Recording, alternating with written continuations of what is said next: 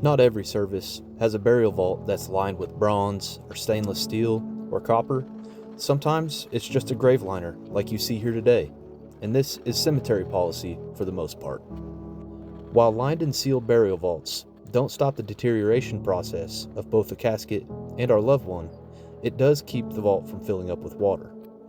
The main purpose for any type of burial container like this grave liner or like a lined and sealed burial vault is to prevent the ground above the casket from settling and caving in over time. If you ever walk through the older sections of cemeteries, you can tell that burial vaults were not used because there's a wavy pattern in the ground where over time the casket deteriorates and the ground settles down.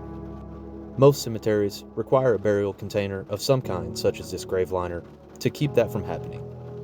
Most cemeteries don't have the budget or the employees to go through and level off multiple different graves multiple times per year as the graves settle.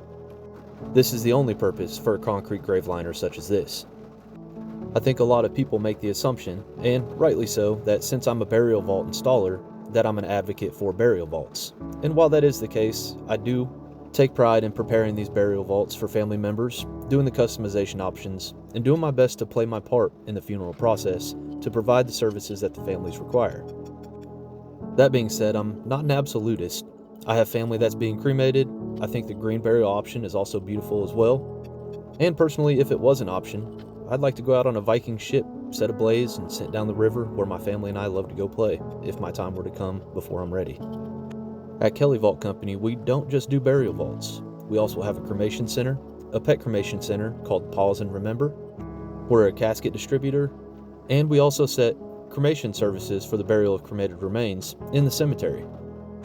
This morning I set the tent, the chairs, and the carpets out for a family who was burying a husband and wife who passed many years apart. In most cemeteries, cremation urn vaults aren't required, but we do manufacture and sell those as well.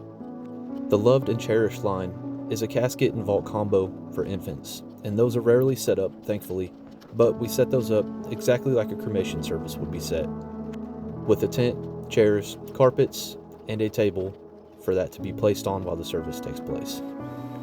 So in a sense, our job is pretty much to do everything that goes on behind the scenes in the funeral industry.